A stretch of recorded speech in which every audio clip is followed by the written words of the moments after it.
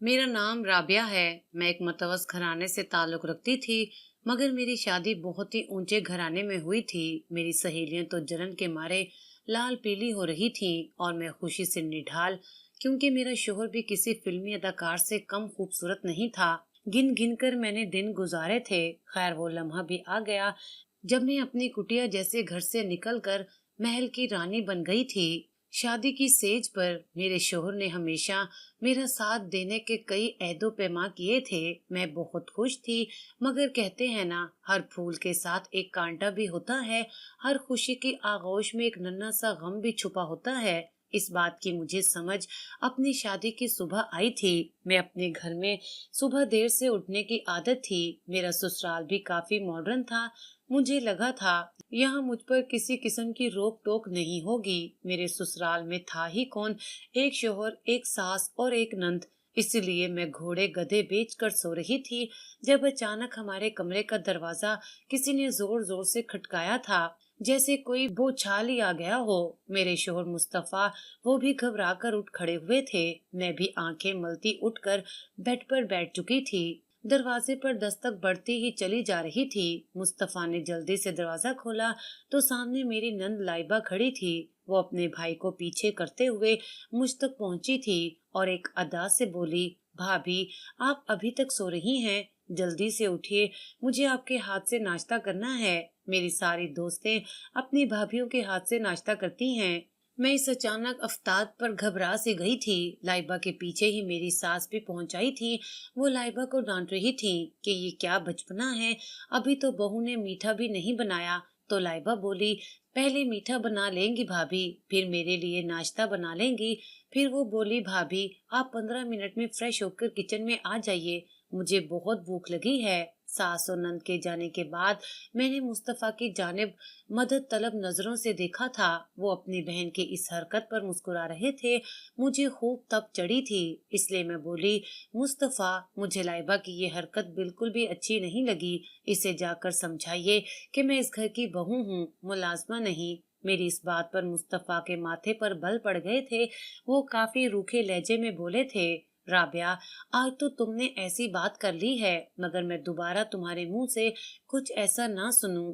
लाइबा मेरी औलाद की तरह है। अब्बू के इंतकाल के बाद मैंने उसे बाप बनकर पाला है। अगर तुमने आज के बाद लाइबा की कोई भी बात मानने से इनकार किया तो तुम्हें हाथ से पकड़कर तुम्हारे मेके छोड़ाऊंगा, हमेशा हमेशा के लिए। मुस्तफा की बातें सुनकर मेरी आंखें भीग गई थी। कोई नई नवेली दुल्हन के साथ यूं भी करता है भला। मैं फ्रेश होकर किचन में चली गई थी, जहां लाइबा की फरमाइशों की लंबी लिस्ट तैयार थी। मैंने उसकी मर्जी के मुताबिक सब कुछ बना डाला था। लाइबा मुझसे उम्र में 1 साल ही छोटी थी। इतनी वो बच्ची भी नहीं थी कि उसे एहसास ही ना होता कि नई नवेली दुल्हन के 100 तरह के अरमान होते हैं। खैर, फिर तो जैसे मैं हर चीज की आदी होती चली जा रही थी। मुझे समझ में आ गया था कि इस घर में लाइबा का ही सिक्का चलता है। मैं भी मुस्तफा की खातिर लाइबा के साथ प्यार और मोहब्बत से पेश आती थी। हमारी शादी को 4 माह हो चुके थे, मगर अभी तक अल्लाह ने औलाद की खुशी से महरूम रखा था। मैं दिन रात औलाद के लिए दुआएं करती थी। मुझे मुकम्मल यकीन था कि जब मेरी औलाद हो जाएगी तो लाइबा की अहमियत घट जाएगी। लेडी डॉक्टर ने कहा था, टेंशन वाले माहौल से निकलेंगे तो औलाद भी हो जाएगी। इसीलिए मैं हनीमून पर जाना चाहती थी, लेकिन मुस्तफा अपनी मुसरूफियात में इतना वक्त नहीं निकाल पाए थे कि हम हनीमून पर ही चले जाते। मैं भी उनके पीछे पड़ी रहती थी तो वो मुस्कुराकर टाल देते थे। अल्लाह अल्लाह करके मुस्तफा ने मेरी बात मान ली थी। वो बोले थे कि हम हनीमून पर चलेंगे। मैं बहुत खुश थी। सारा दिन तैयारियां करती रही। रात डिनर पर उन्होंने मेरी सास को बताया था कि हम 3 हफ्तों के लिए हनीमून पर जा रहे हैं। उधर से ही हम मरी, गिलगित, नारान और कागान जाएंगे। ये सुनकर लाइबा तो उछली पड़ी थी। वो बोली, वाह भैया, मुझे भी जाना है। मेरी सारी सहेलियां भी घूमने गई हुई हैं, आप मुझे भी अपने साथ ले चलें। मेरी सास ने लाइबा को आंखें दिखाई थी, जबकि मुस्तफा मुस्कुरा पड़े थे। वो बोले, जरूर चलेंगे गुड़िया। अब मेरे जब्त की इंतहा थी। आखिर में बोल ही पड़ी थी, लाइबा, अपनी सहेलियों से पूछना क्या वो भी अपनी भाभी का हनीमून खराब करने गई हैं या फैमिली टूर पर। मेरी बात सुनकर लाइबा रोने लगी थी, जबकि मैं खाने की मेज से उठकर अपने कमरे में आ गई थी। मुझे मुस्तफा से बहुत खौफ आ रहा था कि वो अब मुझ पर चीखेंगे, चिल्लाएंगे, मगर ऐसा कुछ भी नहीं हुआ। वो कमरे में आए और खामोशी से सोने के लिए लेट गए थे। सुबह हुई तो उन्होंने मेरा पैक शुदा सामान गाड़ी में रखा और मुझे चलने को कहा। मेरी खुशी की इंतहा नहीं रही थी। मुझे लगा था मैं जीत गई हूँ। अब लाइबा कभी मेरी खुशियों के बीच नहीं आएगी। मगर ये क्या, मुस्तफा ने मेरे मेके के गेट पर गाड़ी रोककर कहा था कि यहाँ पर उतर जाओ, तुम्हारा स्टॉप आ गया है।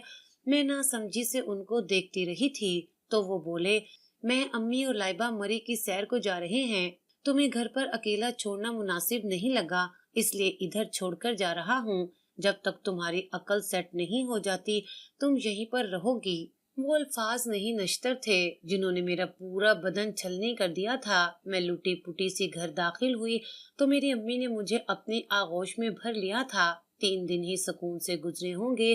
भाभी ने मुझ पर जुमले कसने शुरू कर दिए थे। वो मेरी अम्मी की तरबियत पर खूब मजाक करती कि बेटी की कैसी तरबियत की है, 4 माह भी घर ना बसा सकी। कुछ ही दिन गुजरे होंगे कि भाई ने भी कह दिया कि राबिया, अब तुम यहाँ मेहमान तो नहीं रही, मेहमान तो 2 दिन का होता है और तुम तो यहाँ पर मुस्तकिल डेरा जमा कर बैठ गई हो। अपनी भाभी के साथ काम में हाथ बटाया करो।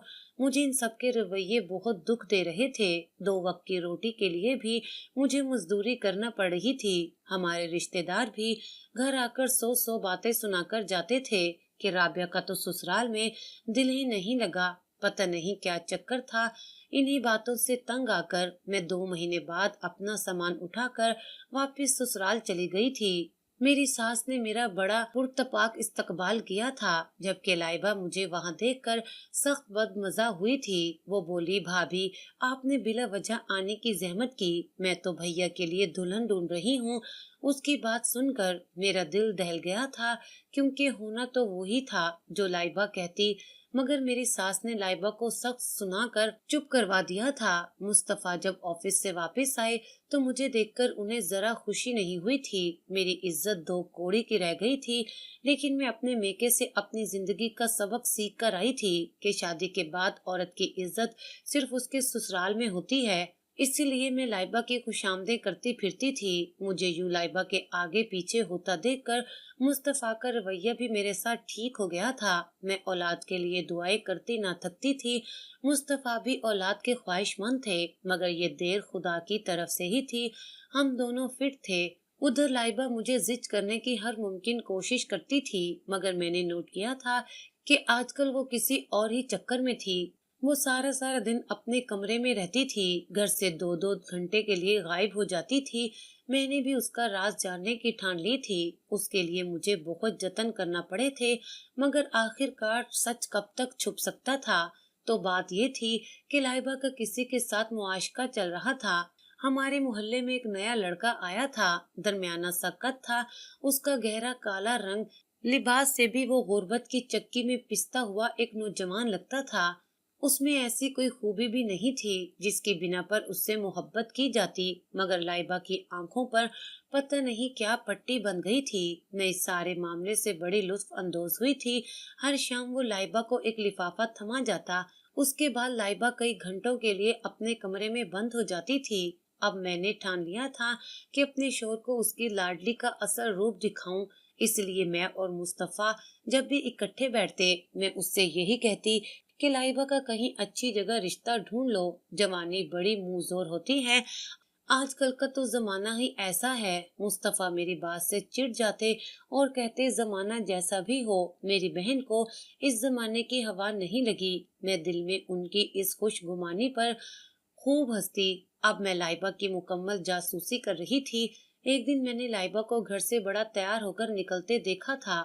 मैंने भी उसका पीछा करने की ठान ली। मैं उससे फासला रखकर उसके पीछे पीछे चल रही थी। वो घर से सहेली के घर का कहकर निकली थी। हमारी गली से मोड़ खाकर वो एक आलीशान सी गाड़ी में जा बैठी थी। मैंने थोड़ा सा आगे होकर देखा तो उसमें एक निहायत हैंडसम लड़का बैठा था। वो लड़का शक्ल से ही रईस लग रहा था। खैर, मैं घर वापस आ गई थी। मुझे बेइंतहा जलन हो रही थी। آخر لائبہ کے ہاتھ اتنی بڑی آسامی لگی کیسے تھی؟ اس بات کی تہ تک پہنچنے کے لیے میں نے مکمل راز معلوم کرنے کی کوشش کی تھی۔ راز جان کر بڑی بے چین سی ہو گئی تھی۔ بات یہ سامنے آئی تھی کہ لائبہ اور اس رئیس لڑکے کی محبت بڑی زور و شور سے چل رہی تھی، جبکہ وہ کالا سا لڑکا تو صرف اس رئیس لڑکے کے خط دینے آتا تھا۔ یہ کیسے ہو سکتا تھا کہ لائبہ اس گھر میں عیش و عشرت کی زندگی گزارنے کے بعد اب اگلے گھر جا کر بھی خوشحال رہے؟ اس طرح تو اسے کبھی بھی سزا نہ ملتی اس سب کی جو اس نے میرے ساتھ کیا تھا۔ میں نے ایک خطرناک منصوبہ بنا ڈالا تھا۔ اس منصوبے کے آگے یا تو میرے لیے جنت تھی یا پھر جہنم، لیکن میں بے خطر ہو کر اس میں کود پڑی تھی۔ میں نے مصطفیٰ سے صاف الفاظ میں کہہ دیا تھا کہ میں نے اپنی آنکھوں سے لائبہ کو کسی لڑکے کے ساتھ جاتے ہوئے دیکھا ہے۔ میری بات سن کر انہوں نے بہت ہنگامہ کیا تھا، مجھے برا بھلا کہا تھا، لیکن میں نے ہار نہیں مانی تھی۔ میں ہر روز تھوڑا تھوڑا زہر مصطفیٰ کے کانوں میں انڈیلتی رہتی تھی۔ ایک دن وہ رئیس لڑکا لائبہ سے اسی لڑکے کے گھر میں ملنے آیا تھا، شاید شادی کے معاملات طے کرنے آیا تھا۔ میں نے مصطفیٰ کو فون کر کے گھر بلا لیا تھا۔ وہ گھر آئے تو میں ان کو اپنے ساتھ چھت پر لے گئی۔ ہمیں زیادہ انتظار نہیں کرنا پڑا تھا، جلدی لائبہ اس گھر سے نکل کر اپنے گھر کی طرف بڑھائی تھی۔ میں نے مصطفیٰ کو کہا کہ وہ گیٹ کے پیچھے چھپ کر ہماری باتیں سنے۔ ان کا رنگ غصے سے سرخ ہو رہا تھا۔ وہ میرے پیچھے چلے آئے تھے۔ لائبہ جیسے ہی گھر داخل ہوئی، میں نے اسے غصہ چڑھانے کے لیے کہا، لائبہ، میں دیکھ چکی ہوں تم کہاں سے آ رہی ہو، تمہیں ذرا شرم نہیں آئی؟ تم نے تو اپنے بھائی کے منہ پر کالک مل دی ہے۔ وہ ہمیشہ کی طرح مجھ پر دھونس جماتے ہوئے بولی، ہاں مل کر آئی ہوں اس لڑکے سے، میرا اور اس لڑکے کا چکر چل رہا ہے۔ یوں ہی میں ہر روز اس لڑکے سے ملنے جاتی ہوں۔ سب کی آنکھوں میں دھول چونک کر جان لیا سچ، اب خوش، لیکن یہ سب جان کر بھی آپ کو کوئی فائدہ حاصل نہیں ہونے والا، کیونکہ آپ کی بات پر ہر کوئی یقین نہیں کرے گا۔ بھائی کو بتائیں گی تو وہ طلاق دے کر گھر سے نکال دیں گے، مگر مجھ پر شک نہیں کریں گے، کیونکہ وہ مجھ پر اندھا اعتبار کرتے ہیں۔ لائبہ کی باتیں سن کر مصطفیٰ گیٹ کے پیچھے سے نکل آئے تھے۔ انہوں نے تھپڑ مار مار کر لائبہ کا منہ سرخ کر دیا تھا۔ میری ساس بھی بھاگ کر اپنی بچی کو بچانے کے لیے آئی تھی۔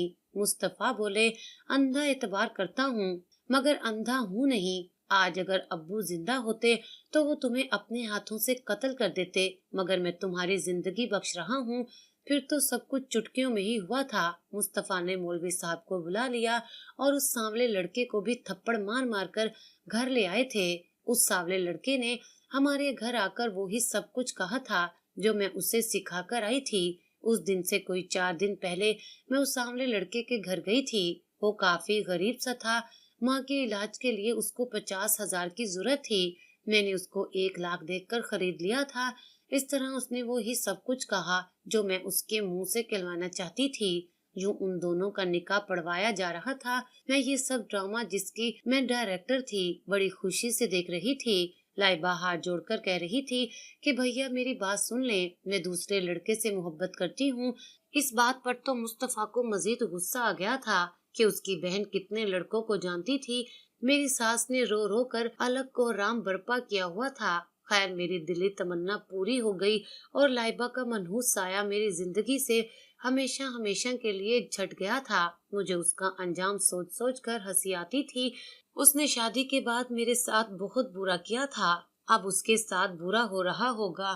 وہ تو لوگوں کے برتن مانج مانج کر اپنا پیٹ بھرتی ہوگی۔ میری ساس لائبہ کے واقعے کے بعد بالکل ہی ڈھل سی گئی تھی اور میں شیرنی بن گئی تھی۔ اپنی ساس سے پورے گھر کے کام کروانے لگی تھی۔ انہی دنوں میں اللہ نے مجھے اولاد کی خوشی دی تھی۔ میں ماں بننے والی تھی تو مصطفیٰ کے دل سے بہن کا غم نکلا تھا۔ اب تو میں ان کی لاڈلی بیوی بن چکی تھی، ہر چیز میرے حکم پر ہوتی تھی۔ یہی سب تو میں چاہتی تھی۔ بلا وجہ لائبہ نے میرا اتنا قیمتی وقت ضائع کیا تھا۔ خیر اب تو گھر کے برتن تک मैं अपनी सांसें धुलवाती थी। यूं ही मेरे 8 माह पूरे हो चुके थे।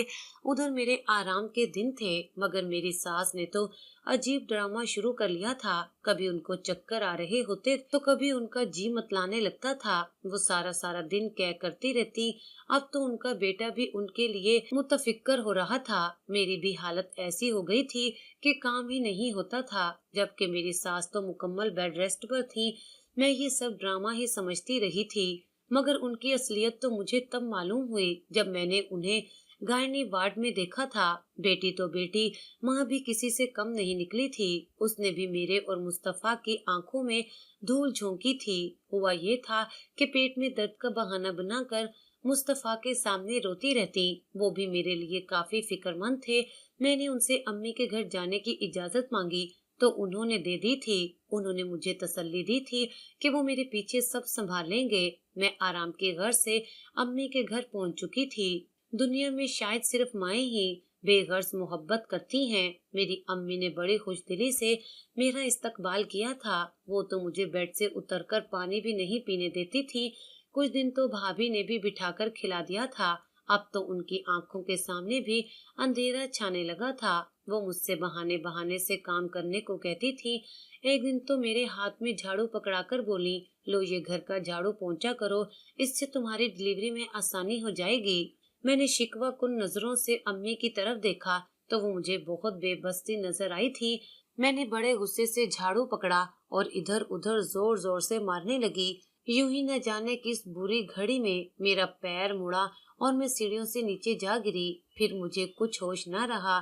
मुझे कुछ मालूम न था कि मुझे कब डॉक्टर के पास ले जाया गया और कब मेरा ट्रीटमेंट शुरू हुआ। मैं कई घंटे की बेहोशी के बाद जब मैं होश में आई तो मुझे अपना आप निहायत हल्का सा महसूस हुआ था, जैसे मुझसे मेरा जिस्म का कुछ हिस्सा जुदा हो गया हो। मैंने जल्दी से अपने पेट की जानिब देखा तो मैं समझ गई। मैंने खुशी से अम्मी को पुकारा और कहा कि मेरी औलाद कहाँ है, बेटा हुआ है या बेटी। मेरी बातें सुनकर अम्मी रोने लगी थी। उनके रोने से मैं घबरा गई थी। मैं चीख चीख कर नर्सों से अपने बच्चे के मुतल्लिक पूछने लगी थी।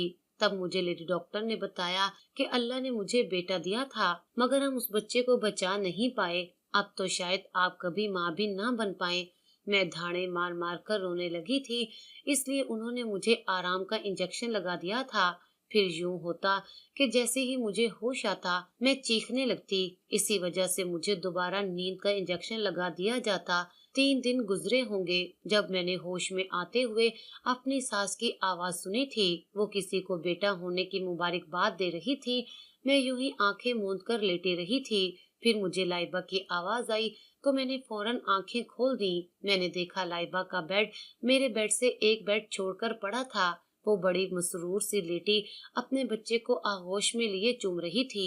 मेरी सास उन दोनों को देखकर निहाल हो रही थी। अपनी सास को वहां देखकर मुझे समझ आ गया था कि वो भी हमारी आंखों में धूल झोंक रही थी। वो हमें धोखा देकर अपनी बेटी से मिलती थी। लेकिन लाइबा, वो तो मुझसे एक बार फिर जीत गई थी। उसने अपनी औलाद पाली थी और मैंने खो दी थी। मैं नर्सों से नजर बचाकर अपने बेड से उठकर लाइबा के बेड के पास चली गई थी। मैं रो रही थी। मैंने लाइबा से कहा, लाइबा, तुमने शादी के बाद मेरा साथ बहुत बुरा किया था। मेरे साथ बहुत ज्यादती की थी। जब मैंने तुम्हारा साथ थोड़ा सा बुरा किया तो अल्लाह ने मुझसे मेरी औलाद छीन कर फौरन बदला ले लिया, जबकि तुम तो आज भी मसरूर हो। मुझे देखकर वो जर्द पड़ चुकी थी। उसकी आंखें भी भीग चुकी थी। लाइबा बोली, भाभी, मुझे आप एक आंख नहीं भाती थी। मैं चाहती थी कि आप मेरे भैया से दूर हो जाएं। भैया सिर्फ और सिर्फ मुझसे प्यार करें। इसी वजह से मैं हर मुमकिन कोशिश करती थी आपको जिद करने की, ताकि आप भैया को छोड़कर चली जाएं। आपके साथ मैंने जो कुछ भी किया उसकी सजा मुझे मिलना ही मिलना थी, और मिली भी। मैंने आपकी जिंदगी तबाह की और मेरे शोहर ने मेरी। वो मुझ पर हर घड़ी शक करता था कि मैं कहीं उस लड़के के साथ भाग ना जाऊं जिससे मोहब्बत करती थी। इसलिए वो मुझे मारता पीटता रहता, मुझसे लोगों के घरों में मुलाजमत करवाता था। भाभी, इस दुनिया में हर इंसान को उसके जुर्म की सजा जरूर मिलती है। मेरा जुर्म और नौयत का था जिसकी मुझे सजा मिल गई। आपका जुर्म बुहतान का था। آپ نے مجھ سے میرے گھر والوں کا پیار بھی چھین لیا اور مجھ سے میری محبت بھی۔ اللہ نے آپ سے آپ کی محبت، آپ کی اولاد چھین لی۔ ہمارا حساب برابر ہو گیا، لیکن اس سب میں میری ماں بے قصور ہے، اس کا خیال رکھیں۔ خدا را ان کو معدے کا السر ہو چکا ہے، کھایا پیا ہضم نہیں ہوتا، اس سے کینسر بننے کا بھی خدشہ ہے۔ آپ اپنے ذمے ایک اور گناہ مت لیں، ان پر رحم کریں، شاید ان کی دعا آپ کو لگ جائے اور اللہ آپ کو پھر سے اولاد نصیب کر دے۔ لائبہ کی باتیں سن کر میں لرز کر رہ گئی تھی۔ مجھے معلوم پڑ چکا تھا کہ مجھ سے غلطی کہاں ہوئی تھی۔ میں نے اللہ کے نظام کو اپنے ہاتھ میں لینے کی کوشش کی تھی، اس کو لینے دیتی اپنا انتقام۔ میں خود خدا کیوں بن گئی؟ میں نے اللہ تعالیٰ سے معافی مانگ لی اور آئندہ سے اپنی ساس کا خیال رکھنے کی قسم کھا لی تھی۔